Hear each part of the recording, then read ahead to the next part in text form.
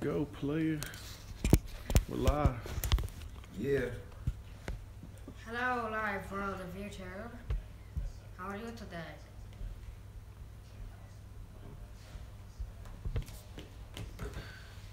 Bacon pancakes. YouTube, Yeah. what's poppin'? We're live. We're here to help. Looked like it was electric. Here to help. Let me get my screen. Let me get my command center to go. Ready to go.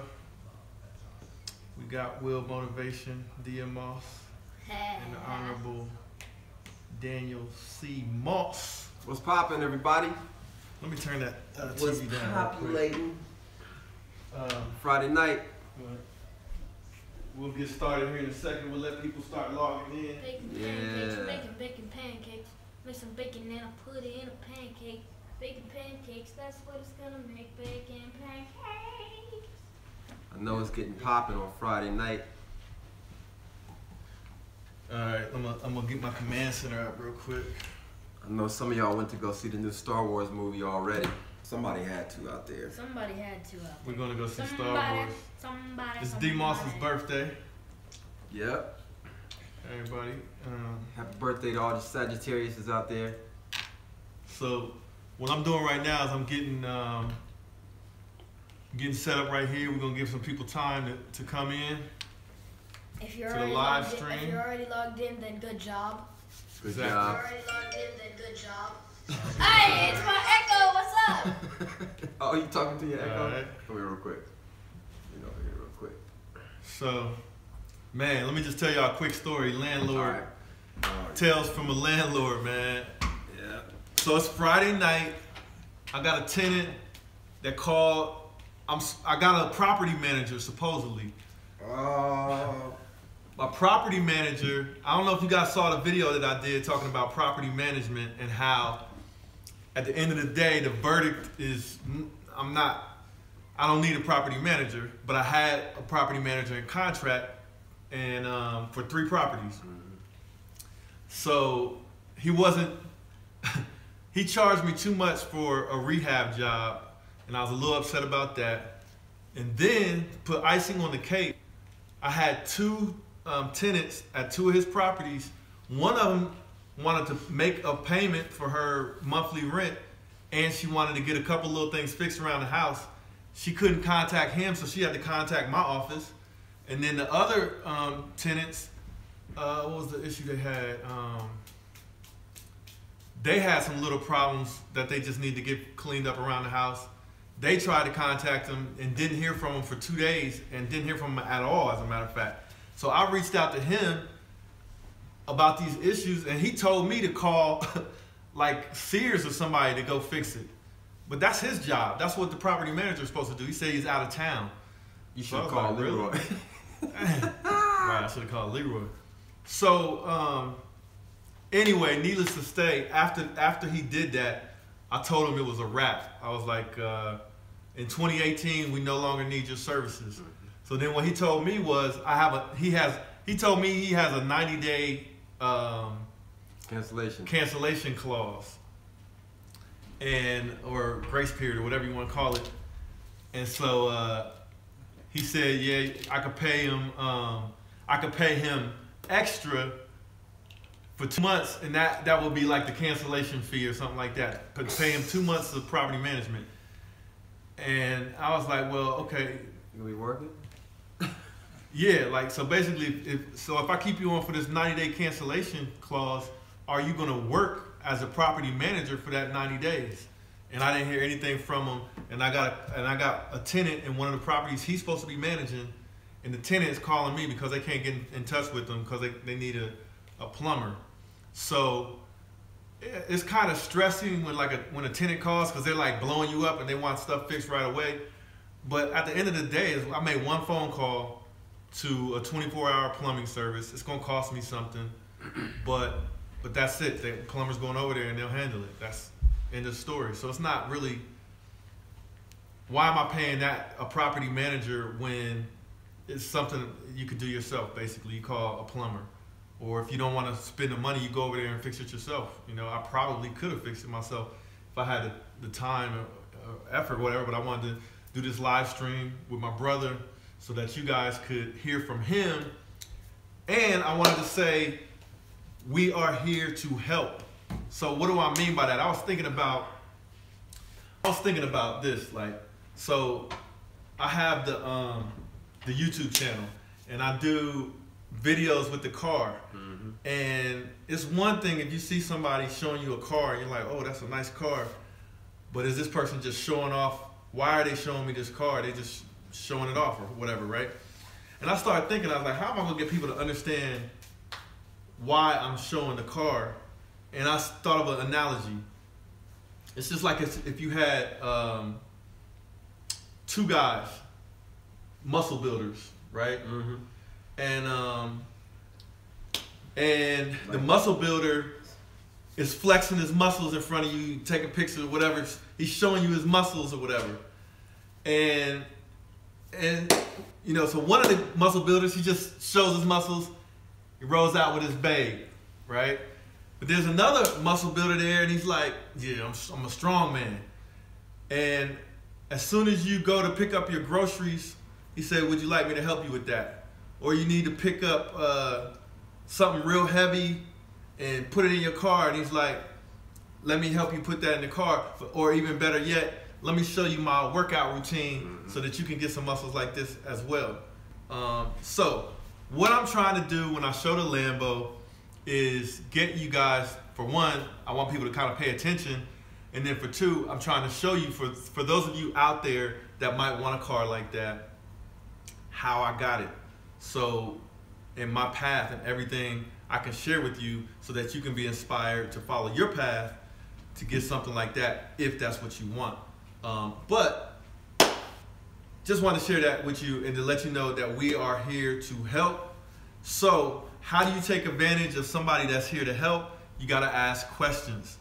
So I do these videos and I'm looking for people to ask me questions so that I can do more videos. Like all of the series of videos that I've done not related to the car most recently came from questions from subscribers. So if you have questions, please email me the questions or ask the questions in the comments. And my email is get@willmotivation.com. But so we're gonna answer some questions on the live stream as well. Can you see how many people are on there? We got 30 people right now. A million bazillion. 30. What's up, 30? So we got that, and I wanted to introduce you guys again to my brother Daniel. Very accomplished. It's his birthday today. Happy birthday. Good luck. Good luck. But what he did is he actually is an accomplished business development executive, and one of the things that I wanted to share with you guys was, if you want to make money, if you want to open up options for yourself, one of the most important skills that you need to have is the ability to sell. And when I say the ability to sell, that means sell anything. Sell yourself, sell a product, sell a service, be able to communicate clearly, explain things to people, listen to people, understand what their needs are, and then deliver, and be able to say a pitch or whatever. So for some people are very skilled at the art of selling, and sometimes they know why they're good at selling, and sometimes they don't. And usually when the people are really good at selling something, that know why they're good at selling something, that's great. But the people who don't know, it's usually because they have a knack, like they have a personality for it, and it's something that comes natural for them. So I think one thing with my brother, he's both. Like he has a knack for it, he's a natural, but he also knows how to sell and to deliver and develop business and pitch himself. And a lot of times he's done a lot of big deals that I've seen. He will build a relationship with people so that they trust him, and then he's able to deliver solutions and make lots of money doing it. So with that, I'd like to introduce you to my brother Daniel Moss, and he's going to talk to you guys about the art of selling, and then you guys can start asking questions, and then I'll review the questions, and then you know, I'll shoot them to Daniel to answer, and if necessary, I can jump in and answer some stuff too. Straight up. Yep. So with that, man, I'll let you go ahead and introduce yourself. Yeah, so thank you. As usual, it's always good to be here with my brother, and nothing better than being with family and spending your time in a useful way, you know. And in this case, we're trying to share some information. But I watch the channel just like you guys do. I'm proud of my brother, as you guys who have been here with him for some time have come to know. He's very natural and authentic, and there's nothing fabricated about overall besides the repo. Well, yeah, the repo video, but there's nothing fabricated about it. So I sit back and watch the videos and use them in many ways sort of as an academic resource. So I'm just making the point that I'm excited to be here, knowing the kind of audience that we're talking to. So, as my brother stated, I have a business development background, and a lot of that has emerged out of, especially in a serious role, out of our work together over the past few years when I joined the team to help him get HBCU Connect off of the ground. And I came in, I had a pretty significant sales background and then debt collection background in some jobs I worked before I went off to college and during college, and several sales related kinds of experiences as I lent my natural skill set to the need to make money in college and before I went away to school.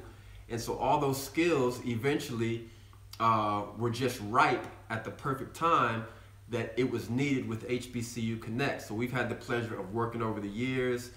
A lot of different crazy stories that have emerged out of that work together around that sales outreach, and so naturally I want to make myself available at a pace on Will Motivation to be a resource to you guys in whatever way I can. So in the same way you can reach out to Will, you can actually email me at dmoss@IamMrMoss.com.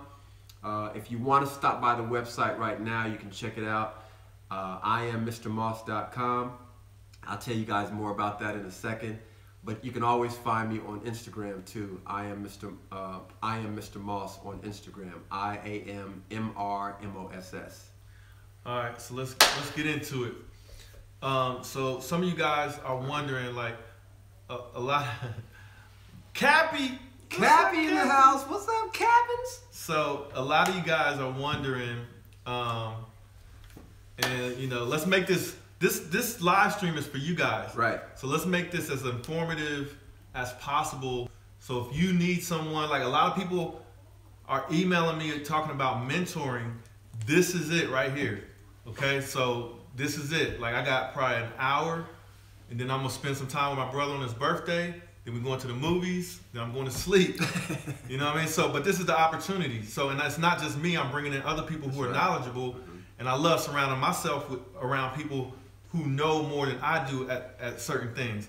So that may be lesson number one. Surround yourself with people that maybe know more than you about certain things. So develop your expertise, but surround yourself with people who have an expertise that complements yours, or that they can teach you something or show you something. So Daniel's one of those people, my older brother. We grew up together and everything, so I know his skill set, I know what he's good at, I know, and there's plenty of things that he does better than me. So one of those things is that I feel he's a natural at is the business development. So I'll fire some questions at you to get you to people to see what I see. Right. And then hear your perspective. So when I started the company, HBCUconnect.com, it was really it was an online resource. Then we started getting some clients. Then I asked my brother and my uncle to kind of, let's work with these clients and see if we can get some business going. And so they started helping me, because at first I was filling the phone calls at work. So Daniel has, over the years, he's done some big contracts. He's done some significant, like 6-figure sales deals. And we're small, we came out of nowhere. You know, like we're a small business, nobody gave us anything. And this man right here, along with myself, we've closed six-figure deals, six-figure contracts with different companies. So, and then the next level is going to be seven-figure. And we've been at the table to have some seven-figure contract discussions, but I'll be honest, we haven't closed. We had an eight-figure discussion. We've had, right, like we can tell you stories. Yeah, stories. Yeah. So I'm sure that's going to happen in the future, but so let's get it cracking. So cracking. Thing I want to ask Daniel to kind of share with you guys.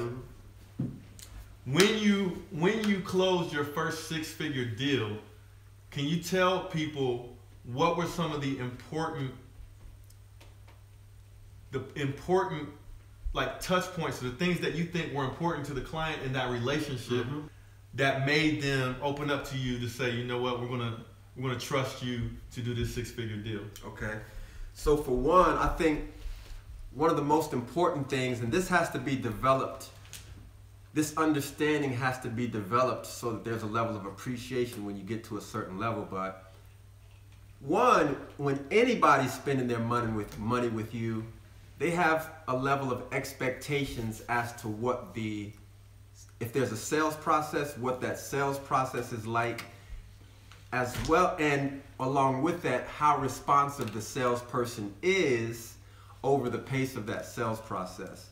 So let's start, before I go there, so let's talk about the expectations, but then before I go into that, let's start with how that started. So initially, there was a level of outreach. So found a client who I thought fit into our wheelhouse in terms of had a need for the kind of services that we might be able to leverage. And so what generally happens is there's some outreach and an initial conversation. And while we might get into it a little bit deeper later on, one of the first things you want to understand is that you have to be respectful of people's time, because people have decisions and choices they can make as to who they're going to speak with throughout the day. So first, when you connect with somebody, be respectful of their time. One of the easiest ways to sort of differentiate, often when I'm receiving calls in the office and have to field cold calls, one of the easiest ways to differentiate between someone who is seasoned at what they do and someone who is not is someone who calls you and jumps right into the sales process. And an easy way to win sort of a favor with somebody is to not make some exhaustive, hey, how you doing, how's the weather there, and all the rest of that, but a concise greeting. And can I set up I'm calling from the name of my organization and I'd like to set up a time to speak. That gives them the opportunity to find, one, a good time for them to talk to you, instead of you imposing right then and trying to get in everything you're trying to sell in one phone call. And so my technique required setting up a time to speak and asking if it's not imposing on your schedule, can we set up that time?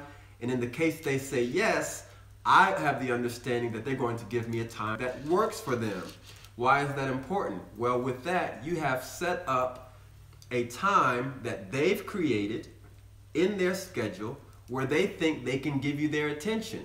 And what do you want? You want their undivided attention. So you leave that to them, and you can leave that initial call like that. So that was sort of how some of it happened. But I identified a potential client, made the initial outreach and introduction, set up a time to speak, and then followed up with those introductory materials. After they had a chance to review them, say it was a week or so, got back in contact with them, and if I'm being too specific about it, just let me know. Yeah, because we could probably do a class on this. That, right? So to give them, if I'm the client, I'm gonna spend $100,000 with you and your company. What do you think, based on your experience, was important for them to do that since it's been done? Okay. What do you think you did, like, as a person, to build that relationship? Okay, so one, there's going to be a representative with an organization or a team that you're working with.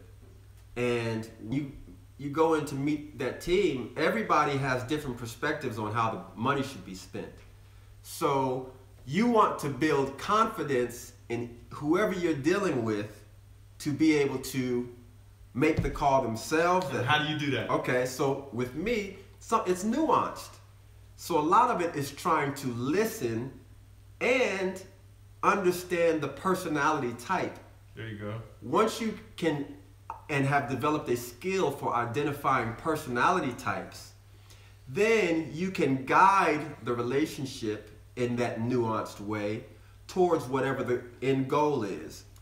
And if the end goal is getting a X-figure sale, you have tapped into the need and understanding of their need, matched it with their personality type and how that might be handled, and then you've directed some course of action that you're going to take based off of those things. And I think actors make some of the best salespeople. Mm-hmm. That ability to bend and sway and sort of meet people where they are around the kind of energy that they give to you. And so that is definitely a unique ability that I had. And it came from having the kind of parents that we had, but the ability to speak to people with a level of confidence that might happen over time as a result of the product you're selling and the confidence that you take with you after you understand that product and know that it's a good service or product. But it might be something that came and was honed naturally over time based off of your family upbringing or situationally. But it's a nuanced understanding of who that person is. And more than anything, the deals that get done are the ones where care was given to the attention to detail in relationship. Are you going to answer the phone call when they call you? That's a nuanced thing, and overstated. You know, you got to answer the phone, but it's really nuanced because everybody doesn't do it. You know, some people lock in. Well, anyway, so I got a rapid fire. We're gonna do some rapid fire. Yeah, let's do it like that. So you can just dump the brain, just dump out. So I think it's kind of crucial.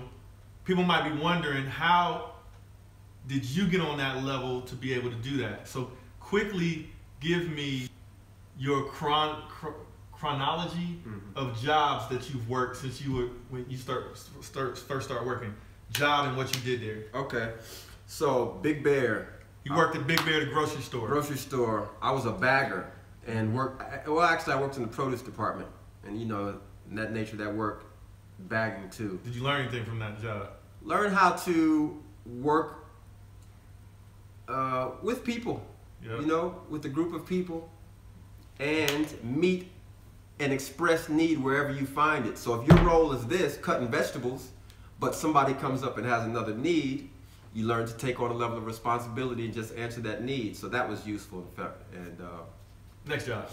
After that, Discover Card. I worked at Discover Card. I was a debt collector from 60 to 90 days past due. And I did that for 2 years. And I was one of the top debt collectors in the country. Won thousands of dollars in prizes. And what did you learn from that job? What did you take away with you? Wow, that was a fun job. A lot of it was how to listen very closely to people and understand what they were telling you. And in the position of a debt collector, even though I was in the 60 to 90 days past due range, which is really not terribly far behind where credit card bills are concerned. So, but I'd get a whole range of reasons why people could or could not pay. And as I began to understand some of the use of language, I began to understand certain things might mean I can pay now, and certain things might mean I'm never going to pay you.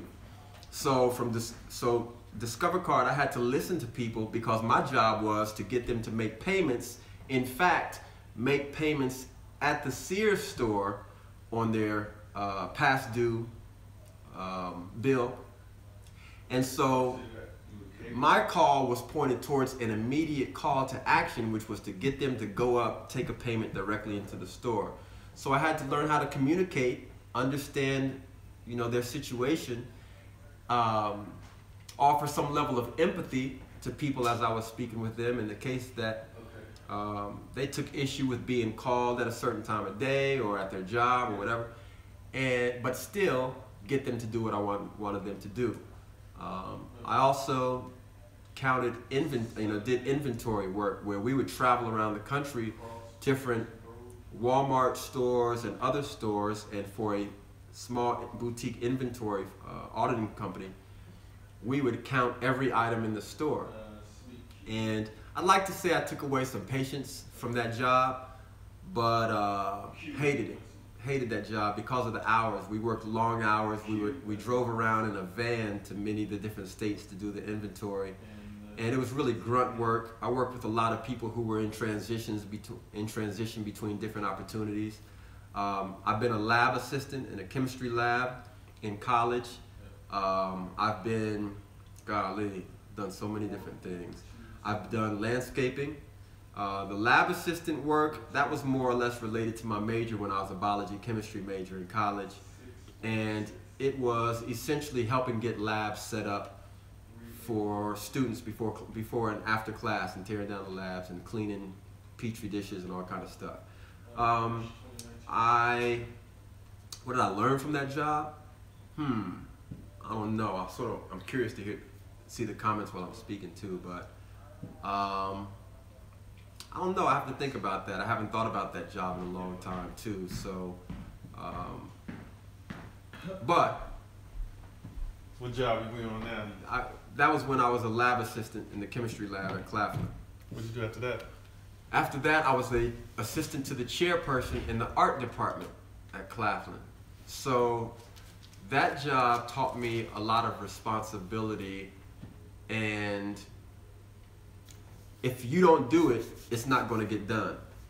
In that role, I played a support role to our chairperson of the art department, but also was a student curator for art exhibits and had certain responsibilities and strict, hard deadlines around that. So you let it happen one time where a deadline passes and you didn't get something up that was supposed to be up, and now some dignitary who's on campus was supposed to see it, and it was your responsibility to get it up. I had lots of deadlines imposed on me and my team like that as a student and assistant to the chairperson, and that was where I really honed meeting deadlines, being able to meet deadlines, get something done, especially some physical, something that's going to be missed if it's not there. So stuffing on the walls, or something moved physically. But in any case, in that role, if you don't do it, it's not going to get done. What did you do after that? After that, rapid fire. Okay, after that, artist. After that, HBCU Connect. And so they got the chronology up until this point. Yep. With HBCU Connect. That's it. All right, so let's answer some of these questions because I see people start talking about other stuff. All right, so somebody asked, how do we reach new clients and network with new clients, I guess, to get new business, that kind of thing. So, man, you name it, we've done it. I'll give you my quick answer, then I'll let you give your quick answer. Mm-hmm. So, I'm gonna go with the most important things that we've done to get new clients and reach new clients. I'm gonna say probably the biggest thing that we've done is put ourselves out there on the internet and advertise online, and then use email marketing. So we would basically buy lists. For example, we would get a list of all of the colleges and universities and send them email. So whoever your client base is, get a list of your clients, go find out their email addresses if you can, and then reach out to them by email, because that's one of the cheapest and most fastest ways you can get in touch with clients. We've done postcard marketing where we send out physical mail to mailing addresses. But some of our biggest deals, I think, most of the big deals come from meeting people in person, and they like your presence and they like knowing you and seeing you, and they feel that, I think there's a level of trust by seeing somebody face to face. So we've done events. So we'll do at least 3 or 4 events every year, and even more than that when we first got started, where we would do conferences. We would get a booth. We would basically be there to talk to our potential clients, and then talk about our business and get business that way, face to face, being at events and conferences and wherever our clients were. So that's my quick list. Yeah, so cold calls, a lot of that. Conferences is a big one on the list. Obviously magazine advertising, we've done internet advertising. Echo everything he said. Bet. Another question somebody asked, ZHD, how would you invest $40,000? And so be careful with this because I'm not here to be a financial advisor or tell you, like, I'm not here to say if you got money, put it here, put it there. That's not my job. Like, you gotta do that for yourself, right? But if you're asking me what I would do now, like, I would invest, if I was trying to turn that money over, there's 2 things I would consider investing $40,000 in. One would be some type of small business for myself, either teaching myself how to do something, taking some type of class to start some type of small business or something that I'm interested in, and take that 40 grand and invest it in a business that can generate significant revenue, right? Or if you're not up for trying to put that money to work into educating yourself and starting some type of business, the other thing I would do would be I would consider real estate. So, but the thing about real estate, and the reason why I'm not telling you to just go run and put your money in real estate, is because you got to study first. So you got to be comfortable enough with the real estate to know when you have found a good deal and all of the things around that to be able to have a successful outcome. So, but that's what I would do. I would consider finding a house that I could buy with $20,000 potentially, like take $20,000 as the down payment, or even find a house for $20,000, and then take the other $20,000 and fix it up to where it's the best house in the neighborhood. And already I know, okay, I got $40,000 invested. I should be able to come out and make another $40,000. Like, that's what I'll be looking for. And I've done that a lot of times, actually. I've done, like, if you want to take $40,000 as a number, that's actually a number I've worked with a lot of times on my flips, where I put $20,000 as a down payment for like a $100,000 house, take $20,000 and fix it up, and then make 30 grand off of it or something like that in 4 months or something. So that's what I would do. But what I would recommend for sure is that you take some of that money and educate yourself in what you're interested in investing in. So if you think real estate would be good, take some of that money, buy some books, spend some time educating yourself, get a good realtor. You might have to interview a few or go on some showings with some different ones, and then maybe work yourself into a real estate deal. But I'll just be honest with you. I personally have made a lot more money investing in my own business ideas than I have with real estate. But real estate is a good investment platform for people that haven't basically cracked that nut on starting a business. Okay, so that's what I would do with the 40K. What would you do? Same thing. In real estate investment, or leverage it in support of my small business, or starting a new small business. But 40,000, roll that into something safe, relatively safe, like real estate. Yep. Something you can do something with the property while you're invested in it, and your money's not all sucked up. But yeah, so somebody asked a really good question. S. Stallworth asked a really good question on that 40,000 idea. Would you pay, if you got student loans, would you pay them off first, or would you invest in real estate? Me personally, for sure.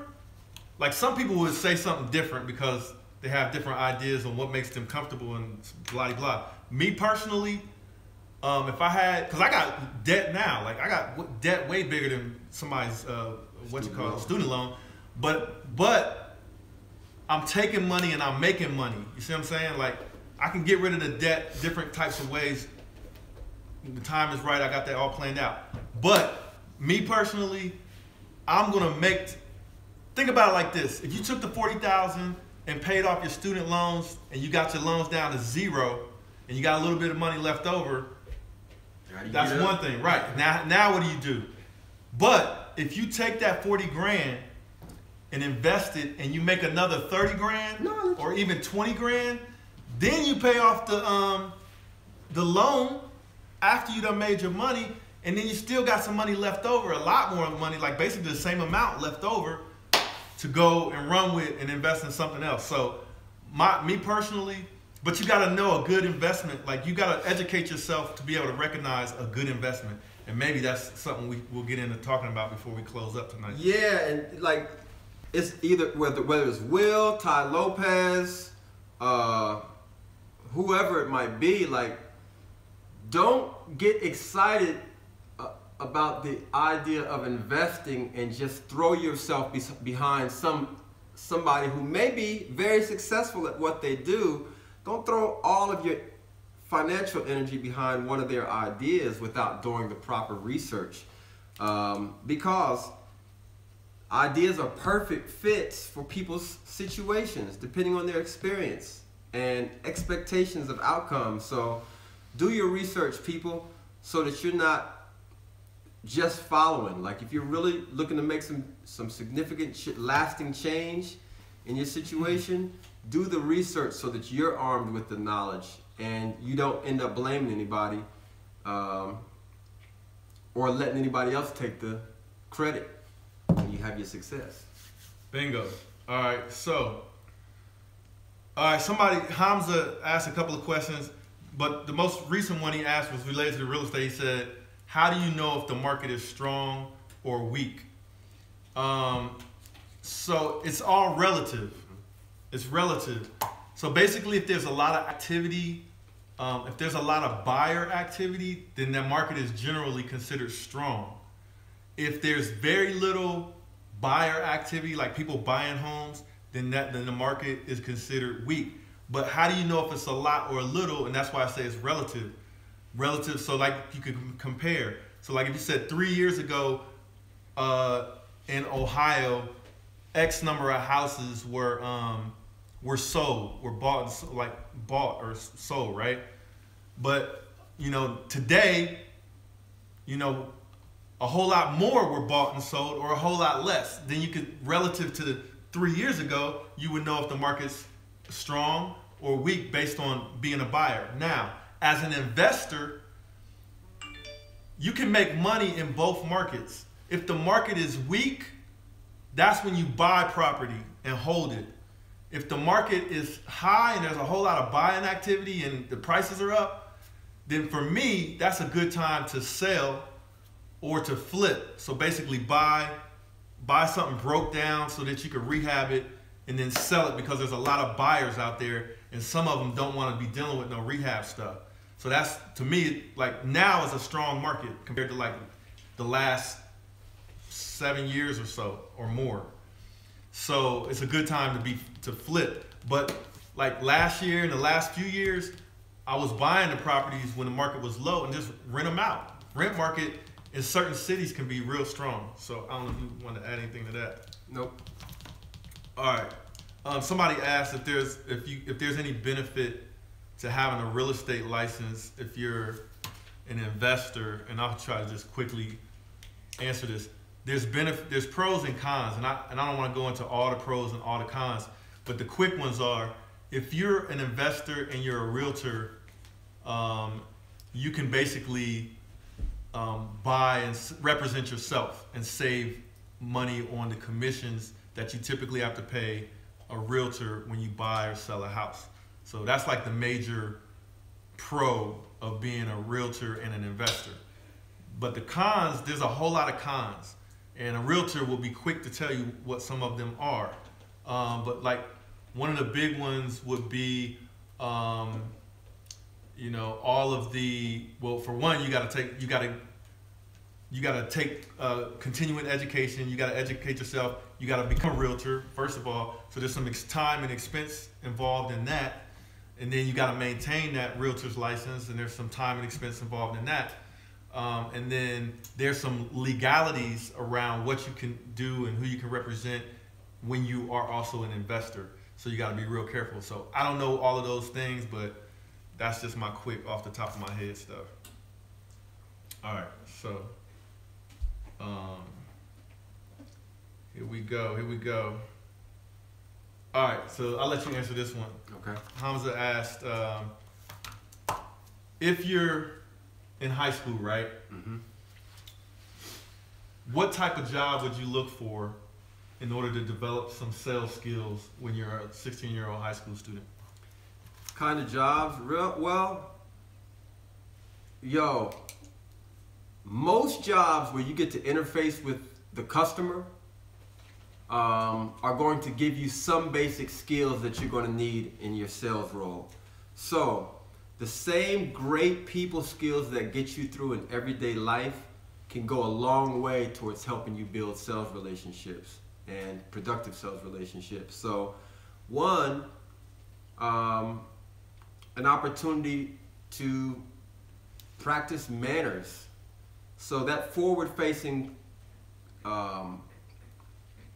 employee who's working with customers on a daily basis right there at the counter, who has to learn how to say thank you after every transaction, or who has to employ their manners, while they're taking orders. It can be something as simple as working at McDonald's, or it can be something as intensive as door-to-door sales. So it depends on what your personality is willing to subject itself to, what you're willing to subject yourself to. So if you know that you get painfully shy when you're talking to people who you don't know or meeting them for the first time, and maybe in a sales situation, well, that can prove difficult if you need that skill to be successful. Mm-hmm. So whatever the job is, the idea, one, hey, I want to use this opportunity to challenge myself and take advantage of whatever the requirements of that role are, with the idea that these are all going to be pieces that you'll add to your arsenal along the way. That's the best approach, because there are fine sales skills, technical sales skills that people will tell you that you need, but I think the best skill, most applicable skill, is the ability to be well-rounded, because whatever you're selling, the person who you have to interface with likely has a different background than you do in so many different ways. And if you don't have an ability to meet them where they are, and the ability to communicate in a tone that they receive well, it don't matter what you know if you can't speak to them the right way and push the right buttons. So what kind of jobs? Those jobs that allow you to challenge yourself in every possible way, and eventually all those skills come together. You go into a boardroom and it'll be a conversation about art or a conversation about golf. Mm-hmm. And if you paid attention, listen, in algebra class, it's not that you know the equation and can recall the Pythagorean theorem. It's, can you talk about it with everybody else, right? And I have developed an ability, where I'm concerned, to go into conversation in different languages with all kinds of people and I have that natural curiosity around that too, which allows me to operate more comfortably in different roles. But I say challenge yourself to be well-rounded in as many ways as you can, and pursue jobs in line with your ambition.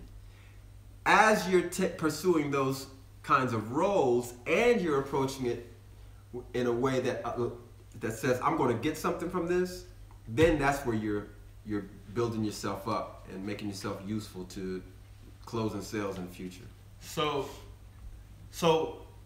what I want you guys to get from what he just said is, if you're in a boardroom and they start talking about golf, or you're in a boardroom and they start talking about artwork, or they start talking about something that they're into, the more exposure that you have to different things outside of being on the corner, or outside of being with your friends playing video games, or outside of playing basketball all the time, or what you do for fun, or what you normally do, getting exposure and being involved or doing different things with different people and digesting some of those things and being able to understand those things, so that when you get in a situation like you're trying to make some money, you're trying to make some real money, and you get in a situation with some people, they want to be able to relate to you. They want you to be able to relate to them. And then if you can, then there becomes a trust factor. So if you can talk about artwork in the boardroom with a CEO who's trying to learn about artwork, and then you happen to be an expert at artwork, they're like, damn, I like this dude. Damn, I don't know what it, and later on, they don't even know what it is that they like so much about you, but it's because you were well-rounded, and you exposed yourself to different things, and you picked up different things, and then you got into that situation, and you were able to provide some type of insight or value, and then they're like, yo, you know this dude, right? I'm impressed. So you impress somebody with your knowledge and your exposure. You impress somebody with something that you know. Then they have a trust factor to do business with you, and then you can talk about that 6-figure, 7-figure, 8-figure big deal that you're trying to close. And that's that can't be understated. The impress part is major. Like, in a sales role, don't play. Like, you got to have a level of ego and confidence, really, to go into certain situations, because many people would be intimidated by a lot of the intimidating situations that you'll face going into sales. However, you want to have a natural, you want to push back naturally against the idea that you're a shallow person. And you want to know, you want people to know, you should want people to know that there are layers behind the layers when they're talking to you, because sales can be such a transactional thing. They're used to people who come in and can smile the best and wear the nicest suit and have the crispiest fade and all of that. But they know that once they scratch the surface and start to dig behind the layers, that's all they are getting, a salesperson to come in and close a simple transaction. But with big bucks, people generally know that on some level they're going to have to see you again. And the more depth you have, the more opportunity there is for something genuine to come from that relationship. And people who hold the purse strings to some of these big budgets would rather spend it with somebody who they love to be around than, in many cases, unfortunately, than somebody who has all the skill and wherewithal to do the job, but just doesn't know how to handle the fine points. So be well-rounded, and I think that helps everything, with the ability to focus down into some of the deeper layers. So somebody asked a question.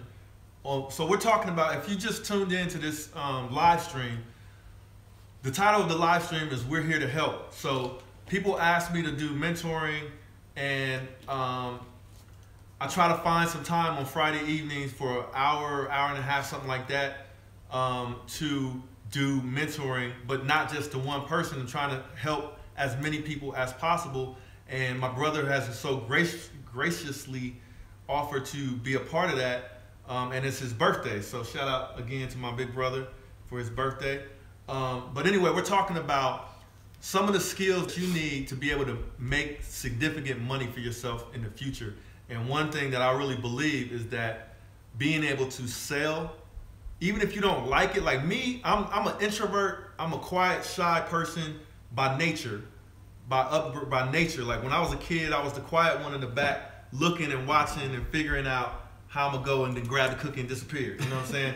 So that, I didn't want to be selling nothing. I didn't even want to be talking to people. I didn't like it. And to this day, I don't like picking up the phone and calling a client, but I can psych myself up to say, I do like it. And I'll find something about it that I like because I know my survival depends on it. My survival, like, I don't have anybody like guaranteeing me anything. So my survival depends on my ability to sell myself. You got to be selling, like, everything you can think of, you have to be able to sell. Like, for me to be able to get people to roll with me on this journey, that's the business of HBCU Connect, or for me to be able to get people to take me seriously talking about real estate, I have to be able to sell myself as a legitimate person. I have to be able to sell my idea or my concept and say, let's do this. And my way has always been to try to lead by example and just do stuff, jump in the water and see if people jump in with me if they want to get wet and get over to the other side where there's some meat over there, you know, or some winning. So anyway, we're talking about the ability to sell, and my brother here is an expert salesperson. So that's what we're talking about. So somebody asked a question, really good question related to the topic, which was, how do you get over basically rejection or people saying no? So we may have two different perspectives on this, because I always saw my brother, and I, as a kid and even as an adult, I always admired he was not afraid to get into a situation where rejection was there. And I was always afraid of it. Like, I didn't want to be rejected.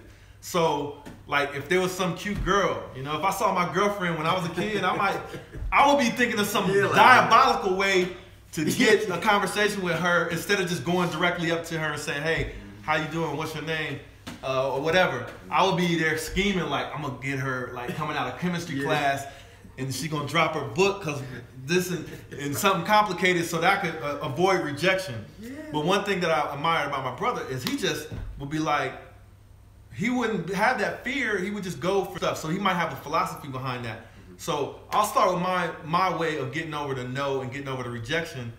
And my way is simple and might not work for everybody, but my way is basically I look and think about everything that I have to lose if I don't go for something and get that, even if it's going to be a no. And if it is a no, and you're asking, okay, once you got the no, then how do you get over it?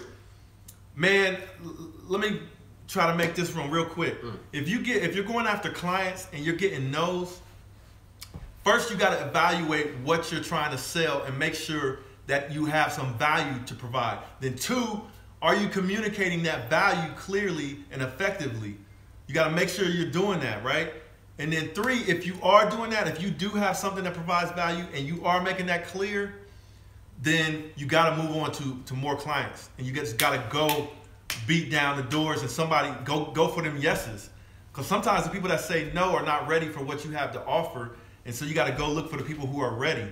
But you got to first make sure you communicated what you have to offer well enough, and then go back to them and make sure they understand what they're saying no to. And then that's basically doing your job, right? And then once you've done your job and they're still saying no, they might not be ready. You got to keep going to the next. At least that's how I've done it. So I'll let you give your answer. No, just the same thing. I mean, if you're trying to sell something, and first and foremost priority is not, and your first priority is not to effectively communicate the value of whatever it is you're selling, then you're just doing, you know, floating through the process without a commitment to engaging, right? And so the client is going to become engaged, not just around the fact that they have a need, but can you effectively communicate your value and ability to meet that need? And that's just simple. But how do you get over no? So a lot of times it is that communication, and then sometimes it is just finding a way to make your day-to-day work interesting by playing the numbers games. We talk about it all the time, but you know, if you can set a well, maybe we don't talk about this all the time, but we've talked about it. Setting a goal where your calls or outreach are concerned. How many calls per hour? And taking the care to work out a personal algorithm for yourself that says, if I do X number of calls per day, I'm likely to get X number of people to pick up, and of those, I'm likely to get X number of meetings set up, and of those, I'm likely to get X number of closings, and of those, I'm likely to generate X number of dollars, and of those, I've made X number of dollars per day based off of this pace of outreach. But finding those things to make the work and the day-to-day tasks and the busyness of it all to make fun and make sense, and at least have some victories coming out of the day. Because there will be days, especially if you're doing high-level sales, and high level is relative, but if you're doing high-level sales, there will be days and even maybe weeks where you're walking out of the office and haven't closed a big deal. And in those cases, what is your takeaway? Well, it has to be something else than the dollar or the commission that you got. So takeaway, am I meeting my call quotas? You know? And there's no better way to get around a no than to get them the second time around and be ready the second time around. And that's going to turn the no into yes. But faith, commitment, and a commitment to work at a pace will get you around to it. Blasting through it. All right, so we got some quick ones. Somebody asked if you should use your own money to start a business, or you should get loans or investors to start a business. So I'll do my quick answer. You add whatever you want to it. So Cowboys. Somebody hating on the Cowboys. But so my advice, the way I see it is, if you're starting a business, why go into debt? Why get investors or why get loans if you're not sure how that business is going to go? So why not start the business, make sure you get some clients, and let the clients be your investors. Mm-hmm. Let the clients determine how good of a business idea you've got or that you're working on. So that if things don't work out, you're not sitting there with some huge debt that you got to pay back that's going to slow you down for your next business idea. However, if I had a huge idea that I was sure was going to work, and that it was so huge, splitting it up wouldn't make a difference, I was still going to make out like a villain, and I didn't have any personal attachment to it, then I might consider basically selling an idea that I have and being a part of it and getting investors, but not caring, not having a personal stake in it. And if it was a situation where basically I'm selling stake in that company as opposed to my personal, debt with an investor. So if I got some investors and they say we want 50% of the company, but we're going to give you $5 million, and I might be like, okay, cool, but I've never really set out to do a business like that. So, and I don't have a whole lot of experience doing that, so I can't tell you all of the pros and cons of doing that. But for me, I say take your idea and prove that it works by getting clients for it, and let those clients invest in your business. I remember earlier on, and then over the years, different people would come and would make offers to buy HBCU Connect.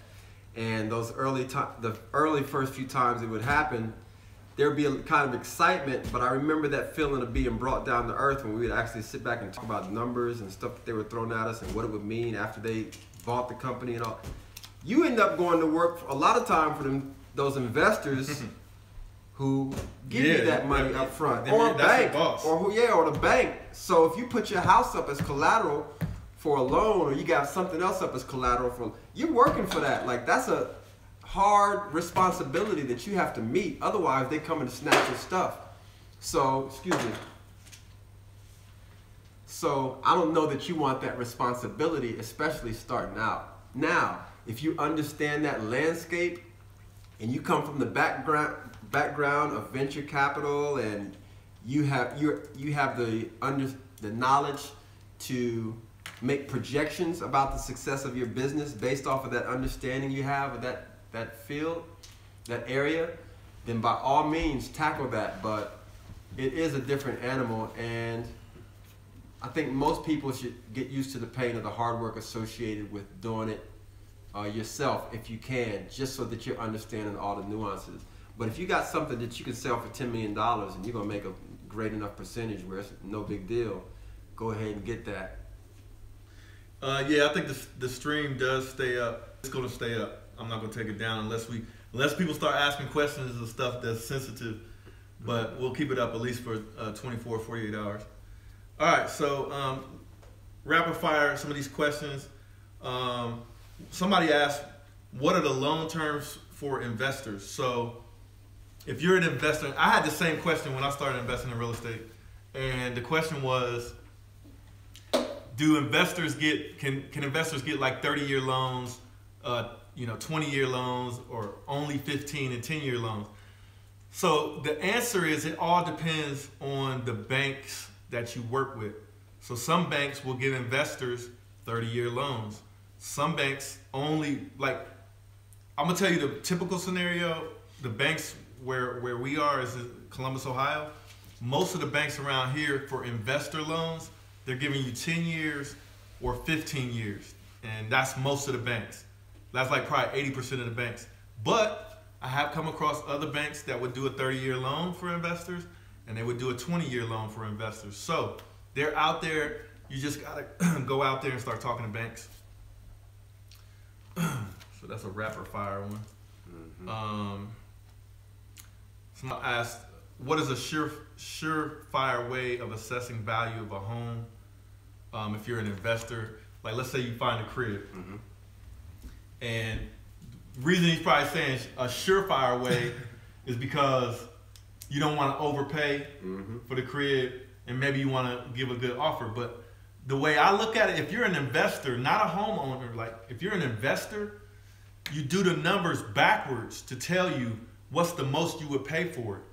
Like that's how you do it. You don't look at it like, how much is this house worth for me to pay? That's not how you do it. The way you do it is you look at the house, right? You say, okay, there's a 2 or 3, let's say it's a 3-bedroom house. There's this 3-bedroom house. Now then the next thing you say, what is the value of 3-bedroom houses in the neighborhood, in that zip code or whatever, or even like more importantly in that neighborhood. So you look at the value. Let's say the value of the 3-bedroom houses in that neighborhood is $100,000 to $150,000, let's say. So the first thing I'm gonna think of as an investor is I'm selling my house for $150,000 or more. Like that's the first thing. So then the next thing, work backwards. What will this house need to be able to sell at that $150,000 or more level? And then you start basically making that list, and those are going to be your expenses. And then what is that house going to need as far as repairs? Then you write them expenses down. Then when you got those numbers, then you can say, okay, this house is going to need $20,000 worth of work. So the most, for me to make 30 grand, you basically subtract 30,000 from 150. That leaves you with 120. Then subtract your 20 grand for repairs. That leaves you with 100. So the most I'm paying for this house is 100,000. That's how you do it. So I don't even look at like a surefire way of getting the value of a home, because really there's no surefire way. It's whatever somebody's willing to pay for that property, or whatever the bank will give them to pay. So you got to look at the range of prices for a home with the same specs, or the specs after you rehab it in that neighborhood, and then use that. Because if a home sold recently for 150, then maybe you could sell one for 160. But you got to do your numbers and then say, what's the most I'm willing to pay in order to meet my profit goals? That's how you do it. Like, I mean, and to honestly answer you, like, it's whatever somebody's willing to pay. So, you know, and then you can't really put a finger on that unless you got somebody who's ready to pay it out the gate. Yeah. And they're like, I'm gonna pay you 160 once you get done with this. Then you can say that's the surefire way. But other than that, you're basically looking at the value of homes in the neighborhood. You can use sites like Zillow.com, Realtor.com, the MLS, and get your realtor to help you. All right, so they said you look like Usher. I've never heard that before. All right, man. So we're not gonna stay on here too much longer, but next time we get on, we'll do some more real estate. But I want to talk about you guys being able to, what's up, Harry? Thanks for subscribing. Houdini? Oh, no. Harry Healy, somebody. All right. So I want you to answer this question. Mm-hmm. Most valuable sales skill that you should have, or that these people should have. Most valuable sales skill is confidence. I think with confidence, you can walk into any situation and you're not worried about embarrassment, failure, will people laugh, and confidence allows you to operate even in the case you do have those fears. So when Will was saying that as kids, he was painfully shy, I understood that about him in certain regards, but I also saw a certain kind of confidence too. But I'm making the point that as a kid and around the interest that I had in performing, I was in vocal music, instrumental music, did school plays, theater, and my dad before me, and we had the models of people who would put themselves out there and not fear judgment. The thing is, I had the same internal apprehension that Will did, but I had the experience of subjecting myself to the pressure in high pressure situations where I had to perform, and the benefit of understanding that at the end of the show, even if you failed, tripped, laughed, made a fool of yourself, whatever, you're still okay. And then it was never as bad as you thought it was in your head. Mm-hmm. And that's one of the biggest things in life that you can take. It's never as bad. You know, when you think you've messed up and you got to go back and face the fire and face the music, and they're not going to think I'm as good as they thought I was before, and I let them down. When you go back and face those things, usually it's not half as bad as you had it made out to be in your mind. And the confidence that it takes to be successful at sales is one that allows you to go in, operate off of the technical information and ability that you have, and subject yourself to the no's and the rejection and all that, knowing that it's going to be okay. How you arrive at that confidence, how we all arrive at that location is different, and everybody takes a different path to it. But I would say confidence is definitely the most useful sales skill. All right, so we're gonna get my brothers. We always do something fun in the videos. So we're gonna get my brother's impression of the Lambo. I'm gonna let him start it up. Woo! Let's do it. Yo, you ready? Come on, let's go check out Knowledge 2.0. All right, we're gonna check out the Lambo. 2.0. Oh, we got some gifts under the tree. Cappy, where you at? Where you at, Cappy? I know Cappy gonna be under here pecking. Oh, he got mad energy. Watch, as soon as the live stream is over, his energy. As soon as Star Wars starts, it's gonna be knocked. All right, we're gonna start up the Lambo. We're gonna start him up. Put my jacket on real quick. It's gonna be loud. It's got the new exhaust on it. Dia, you gotta Let's see. Dia, you wanna film it? All right, here we go. Yeah. Like D on there. G. All right. All right, boss. Video. I don't care if I'm in my socks. Oh, it's crazy loud. It's crazy loud. You gonna start it up? Yeah. The horse is killing me. Boss, you wanna follow? You can go. Come on. Yeah, that's unlocked. You wanna sit down in the deal? Yeah. You gonna get in the passenger seat? Yeah. Okay, go ahead over there. Go around. Yes, dude. All right, we're gonna start it up. Yes. It's going down. This is so complicated. All right, it's my first time. It might be my first time in a Lambo. Complicated. Oh, you didn't get in the blue one? Oh yeah. That's right. Did you? Yeah. I got it. Me and Pookie. So this is my brother's first time in the Huracan. In a hurry. It's my first time seeing it actually in person. What do you think about it? Oh, you know, I already know. Lambo, shoot. Look, dude. We was just talking about the fizzy Lambos. Fake Lambos. My brother put me onto these. Yo. We found these fake Lamborghinis online, and I was getting excited about it. Like, I'm gonna get me one of those.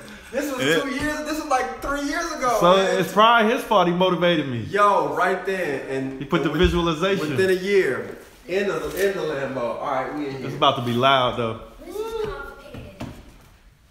I've been seeing You know, all, you can leave it open. all y'all's reviews on it. So you got to flip up the little switch. All right, I seen how to See do it? it.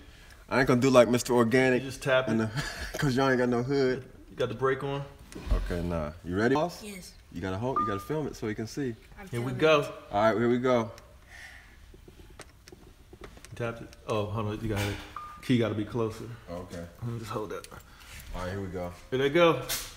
I'm right here. Here, get me starting it.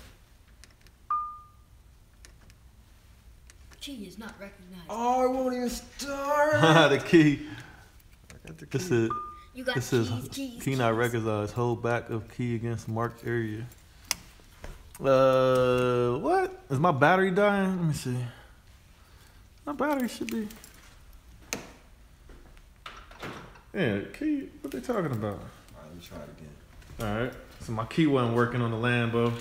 There it goes.